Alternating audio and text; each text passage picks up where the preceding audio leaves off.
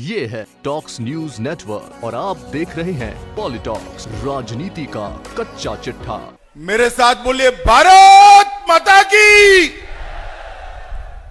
अरे भाई, मोदी जी ने 370 हटाई है, ऐसी आवाज होगी क्या?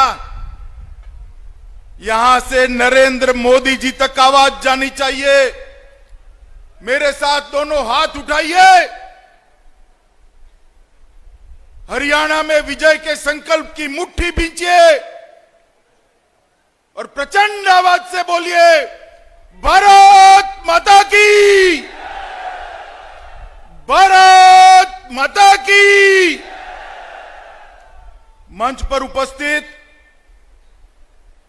हरियाणा के लोकप्रिय मुख्यमंत्री श्रीमान मनोहर लाल खट्टर जी,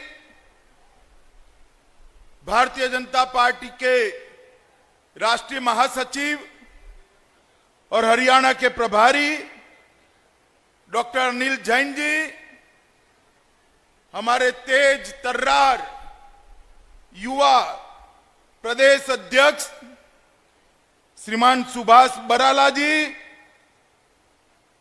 इसी मैदान पर जिनको मैंने भाजपा का सदस्य बनाया था और भाजपा के अंदर दूध में शक्कर की तरह जो मिल घुल गए हैं, ऐसे हमारे चौधरी वीरेंद्र सिंह जी, यहां के लोकप्रिय सांसद रमेश कौशिक जी, हमारे सभी बैठे हुए लोकसभा के सदस्यगण, वरिष्ठ मंत्रीगण, विधायकगण, प्रदेश के सारे पदाधिकारी जो दाएं बाएं के मंच पर बैठे हैं और आज जिंद में इतनी बड़ी संख्या में, इतनी धूप में आए हुए प्यारे भाई और बहनों, आप सभी को नमस्कार। 5 साल पहले इसी मैदान पर मैं चौधरी साहब को भाजपा का सदस्य बनाने के लिए आया था। उसके बाद भी 2 बार आया और आज चौथी बार आ रहा हूं। पहली बार आया तब 47 सीटों के साथ भाजपा सरकार बनी थी। आज आया हूं, मैं आह्वान करना चाहता हूं, अब की बार 75 सीटों के साथ मनोहर लाल खट्टर सरकार बनाई। मित्रों, जयंती देवी की इस पावन धरती पर आकर हमेशा मैं ऊर्जा प्राप्त कर कर गया हूं। महाभारत काल में जब युद्ध हुआ महाभारत का, तब पांडवों ने विजय देवी, जयंती देवी का मंदिर का निर्माण यही भूमि पर कराया था। और मनोहर जी हमारे कुछ ही दिनों में चुनाव की यात्रा शुरू कर रहे, इसके पहले ये रैली यही भूमि पर रखी है। ये चुनाव के अंदर भी भारतीय जनता पार्टी पूर्ण बहुमत के साथ, 2/3 बहुमत के साथ सरकार बनाएगी, इसका मुझे भरोसा। मैं तो हरियाणा में जब जब राष्ट्रीय अध्यक्ष के नाते झोली लेकर आया, हरियाणा वासियों ने मेरी झोली बड़े प्यार से कमल के फूलों से भरकर मुझे वापिस भेजा है। मैं विधानसभा चुनाव में आया, आपने पूर्ण बहुमत की सरकार बना दी। मैं लोकसभा में आया, इतना प्यार दिया कि मोदी जी के नेतृत्व में 300 पार हरियाणा की जनता ने हमें करा दिया, हरियाणा की जनता ने करा दिया। और इस बार भी जब चुनाव होगा, मुझे मालूम है कि वीर भूमि फिर से एक बार मोदी जी को आशीर्वाद देगी, हमारे मनोहर लाल जी को आशीर्वाद देगी। मित्रों, अभी अभी मोदी जी की सरकार बनी है, कहने को तो 75 दिन हुए हैं, मगर जो सरकारें 5 साल में काम नहीं करती है, वो काम मोदी जी की सरकार ने 75 दिन के अंदर पूरा करने का काम। सबसे बड़ा काम जो सरदार पटेल का स्वप्न था, ये पूरा देश एक अखंड भारत बने, एक रस भारत बने, और इसमें धारा 370 विघ्न था। धारा 370 देश के मुकुटमणि कश्मीर को कहीं न कहीं भारत के साथ जुड़ते हुए रोकने का एहसास कराता था। हम तो उस वक्त भी मानते थे कि कश्मीर भारत का अभिन्न अंग है, मां भारती का मुकुटमणि है, मगर धारा 370 कहीं न कहीं एक संदेश देकर जाती थी, अभी भी कुछ अधूरा है। और 70 साल तक, 72 साल तक कांग्रेस की सरकारें जो वोट बैंक की लालच में नहीं कर पाई, मोदी जी ने 75 दिन के अंदर पूरा कर धारा 370 को समाप्त कर दिया। 370 और 35 से हटना भारत की एकता और अखंडता के लिए एक बहुत बड़ा मील का पत्थर है। अब कोई विघ्न नहीं रहा है। कश्मीर से लेकर कन्याकुमारी और कामाख्या से लेकर कच्छ तक आज मां भारती आनंदित है कि मोदी जी ने धारा 370 और 35 को हटाया है। और मैं आज जिनकी रैली से पूरे देश की जनता को बताना चाहता हूं कि धारा 370 हटने के बाद जम्मू और कश्मीर के विकास के लिए, लेह और लद्दाख के विकास के लिए जो कोई भी रोड़ा था वो हट गया है। और मोदी जी के नेतृत्व में लेह, लद्दाख, जम्मू, कश्मीर, ये पूरा क्षेत्र विकास के रास्ते पर आगे बढ़ पड़ेगा, आतंकवाद से मुक्त होगा।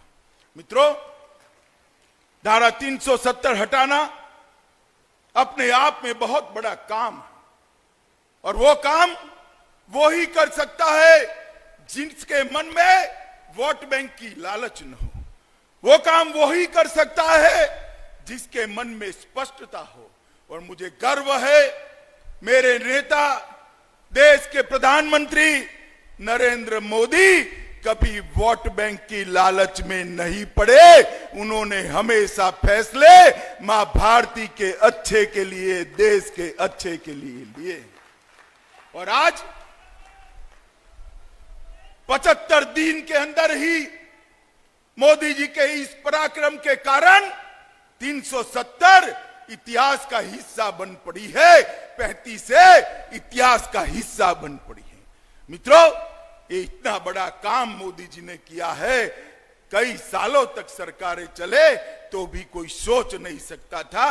वो मोदी जी ने 300 पार करते ही 370 वोट से 370 को हटाने का काम नरेंद्र मोदी जी ने किया। अभी अभी लाल किले की प्राचीर से नरेंद्र मोदी जी ने चीफ ऑफ डिफेंस स्टाफ की घोषणा कर दी। कारगिल के युद्ध के समय से कटकर टास्क फोर्स ने इसकी सिफारिश की थी। सरकारें आई गई मगर फैसला नहीं कर पाई कि चीफ ऑफ डिफेंस स्टाफ तीनों सेनाओं को एकीकृत करने के लिए, तीनों सेनाओं के कोऑर्डिनेशन के लिए, युद्ध के समय पर तीनों सेनाएं एक अंग बनकर दुश्मन के दांत खट्टे करे, इसलिए ये चीफ ऑफ डिफेंस स्टाफ की जरूरत थी। मगर बाकी सरकारें नहीं कर पाई। कल प्रधानमंत्री मोदी जी ने लाल किले की प्राचीर से घोषणा कर दी कि इस देश को जल्द ही चीफ ऑफ डिफेंस स्टाफ मिलेगा। मैं मानता हूं इससे हमारी रक्षा क्षमता अनेक गुना बढ़ जाएगी। थल सेना, नभ सेना और जल सेना अलग अलग काम करते हैं तो उसकी अलग अलग शक्ति तो होती है, मगर एक ही चीफ ऑफ डिफेंस स्टाफ के नेतृत्व में तीनों सेनाएं एक अंग बनकर काम करेगी। ये दुश्मन के लिए व्रज से कम नहीं होगी। व्रज का आघात सहन करने की किसी दुश्मन में ताकत नहीं होती। मित्रों, ये 75 दिन के अंदर ही प्रधानमंत्री किसान सम्मान निधि देश के हर किसान को पहुंचा। गत टर्म के अंदर मोदी जी ने प्रधानमंत्री किसान सम्मान निधि सिर्फ छोटे किसानों के लिए करा था। अब छोटे, मझले, बड़े सभी किसानों को किसान सम्मान निधि पहुंचाने का काम नरेंद्र मोदी सरकार ने किया।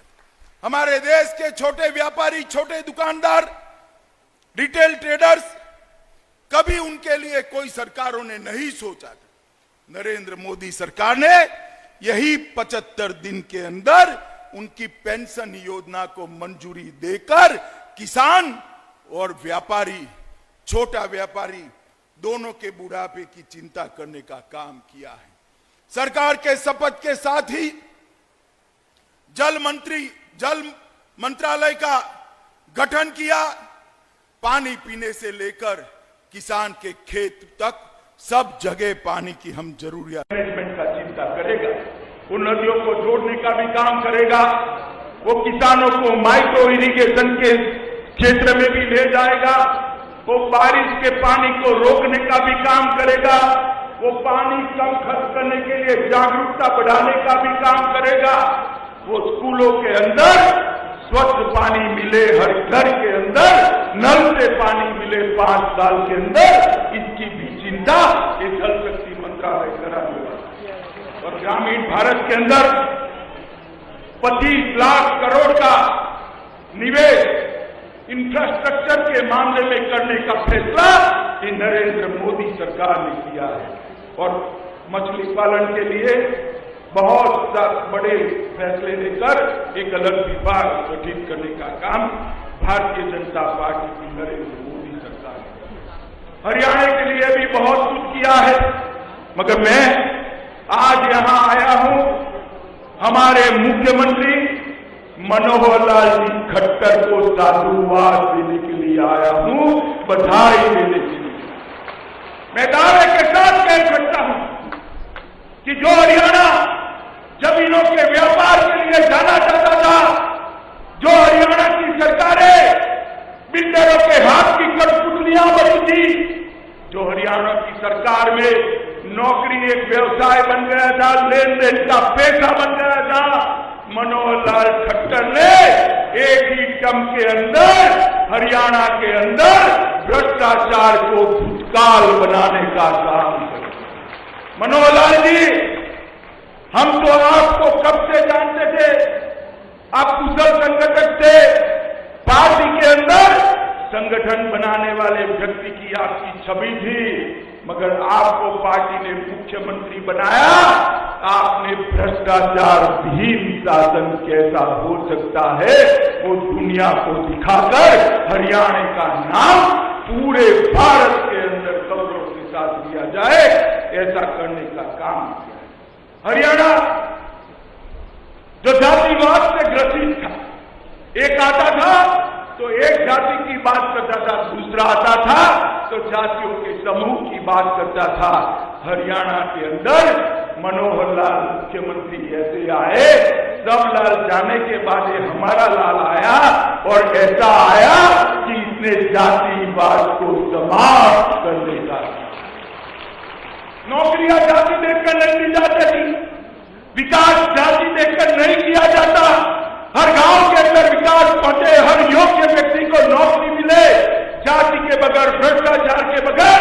आज 50,000 से ज्यादा युवाओं को घर में अपॉइंटमेंट लेटर देने का काम मनोहर लाल खट्टर। एक ट्रांसफर इंडस्ट्री चलती थी, ट्रांसफर करने के लिए लेन देन होते थे, कंप्यूटर के आधार पर, योग्यता के आधार पर ट्रांसफर कराकर मनोहर लाल जी ने हरियाणा के सभी लोगों को एक राहत का संदेश दिया। मुझे याद है मुख्यमंत्री बनने के बाद 1 साल पहले आया था, सारे विधायक और पदाधिकारियों ने मुझे पकड़ा था कि हमारे कहने से ट्रांसफर नहीं होते। मैंने कहा था कि मनोहर लाल जी आप हौसला रखिए, जो लायक है उसका ट्रांसफर होने चाहिए।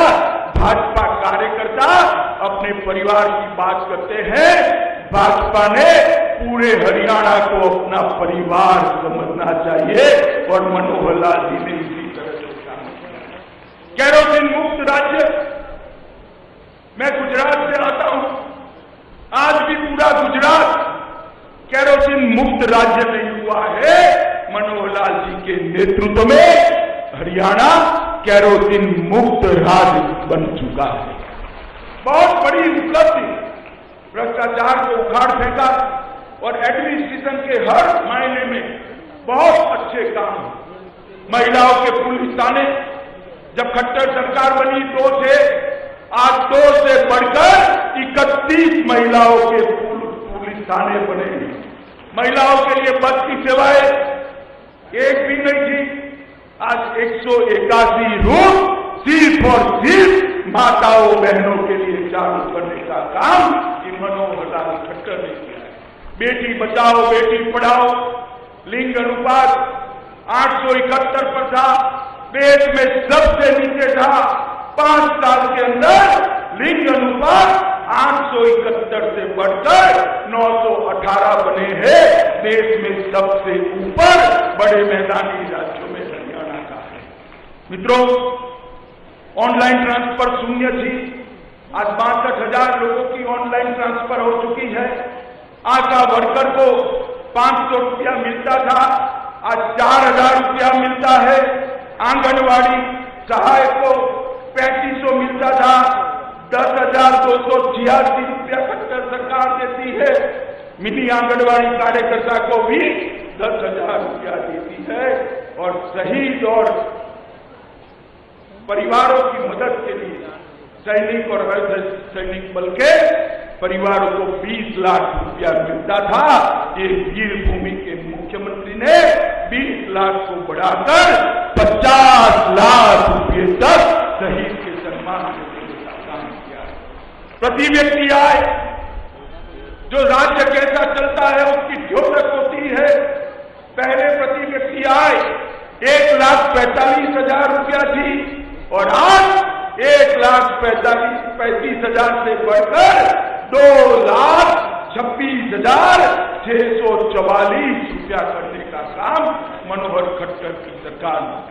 हरियाणा के अंदर 24 घंटा बिजली स्वप्न थी, आज 8 जिले और 4,000 गांवों में 24 घंटा बिजली पहुंच चुकी है। मित्रों, किसान को गन्ने, गेहूं, बाजरा, सूरजमुखी लगभग 2-2 गुना समर्थन मूल्य देने का काम मनोहर लाल खट्टर सरकार ने किया है। प्रति व्यक्ति दूध की खपत जो सूख को दर्शाती है, पहले 747 ग्राम था, अब 1 लीटर से ज्यादा 25% की बढ़ोतरी मनोहर लाल खट्टर की सरकार ने। और बिजली पर सरचार्ज सरकार का 77 पैसे से 1 रुपये 32 पैसे तक था, आज 77 और 1.32 इसे घटाकर 37 पैसा सिर्फ बिजली पर सरचार्ज करने का काम मनोहर लाल खट्टर की सरकार ने।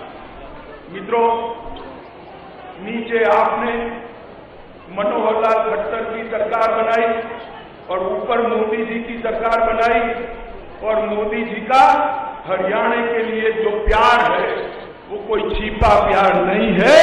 मोदी जी हरियाणा को अपना राज्य मानते हैं, हरियाणा के विकास में। मैं सिर्फ चीन की बात करता हूं।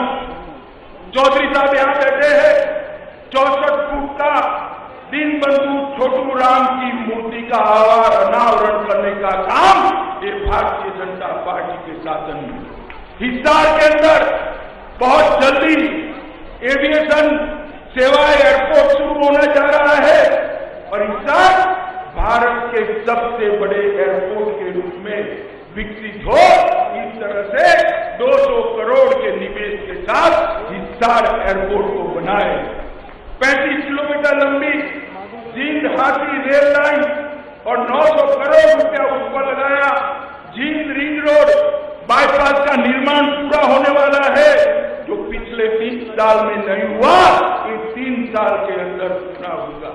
जींद से सोनीपत तक ग्रीनफील्ड हाईवे का निर्माण कुछ ही दिनों में शुरू होने वाला है।